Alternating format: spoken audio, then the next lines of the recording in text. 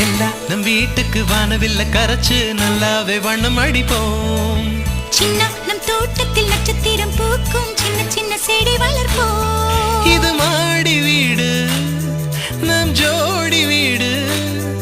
அட கோயில் கொஞ்சம் போர் அடித்தால் தெய்வம் வந்து வாழும் வீடு.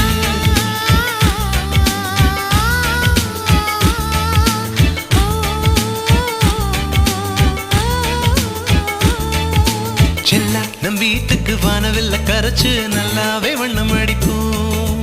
சின்ன நம் தோட்டத்தில் நட்சத்திரம் பூக்கும் சின்ன சின்ன செடி வளர்ப்போம். இது